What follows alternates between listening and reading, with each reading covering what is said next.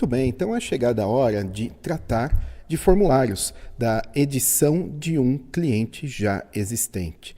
Então você se lembra que na aula sobre rotas eu substituí todas as diversas, eu acredito que a gente tinha ali por volta de 6 ou 7 rotas para tratar de um CRUD, e aí eu substituí por uma única rota do tipo resource.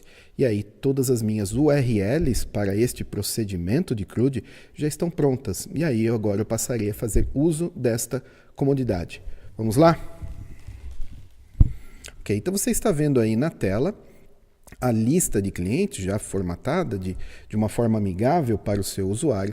E aí eu tenho links na coluna da direita que estão formatados como botões. Então, eu gostaria de identificar primeiro qual rota é a mais indicada para que eu coloque como link nesta ação de editar.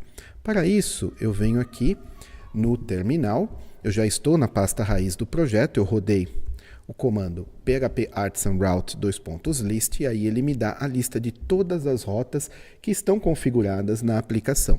Eu vou localizar uma que seja adequada a fazer a edição de um cliente. E aí eu já identifiquei aqui como a penúltima rota, tá?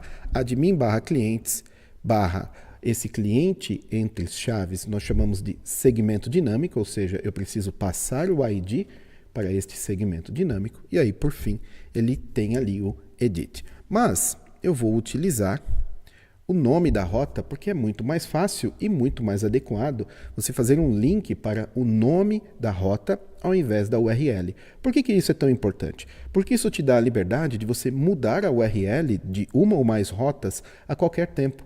A URL é uma coisa muito importante que você precisa ajustar de tempos em tempos para melhorar a experiência do seu usuário ou até mesmo para a questão de Search Engine Optimization.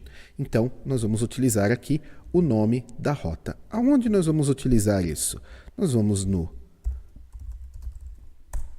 na view que está mostrando a lista para nós, perceba que é a tabela, tá? E aí eu localizo o loop, ali dentro eu tenho a célula com os dois links. Então o de editar é o primeiro, eu vou utilizar o método helper chamado route e vou passar numa string o nome da rota.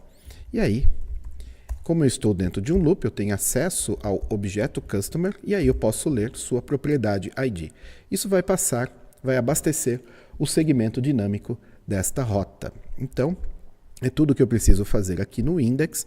Eu vou de volta ao browser, atualizei a página e aí eu gostaria que você prestasse atenção no canto inferior esquerdo para ver a URL agora associada a cada um dos botões. Perceba que o segmento dinâmico está sendo preenchido com o ID do usuário. Bom, quando o clique é feito, a URL é acessada e a minha tela está em branco. Por quê?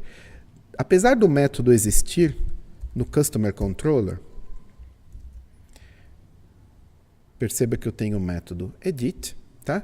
Como é que eu sei que é o método edit? Quando eu escolhi esta rota, ele me disse exatamente qual que é o controller que está gerenciando esta rota e qual o método naquele controller. Então, basta eu localizar o método no controller, eu recebo aqui o que vem no segmento dinâmico e aí eu posso tranquilamente fazer uma saída para o browser com o ID passado na URL. E tendo o ID, eu verifico se eu tenho aqui o model importado, tenho sim, então eu vou criar uma variável customer e aí eu vou pedir ao model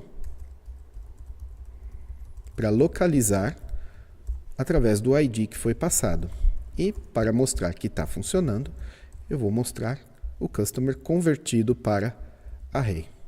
Muito bem, todas as informações deste customer de ID1 estão agora à minha disposição para que eu passe para a view que vai exibir as informações num formulário e permitir ao usuário fazer a edição destes dados. Mas isso é no próximo vídeo. Fique comigo.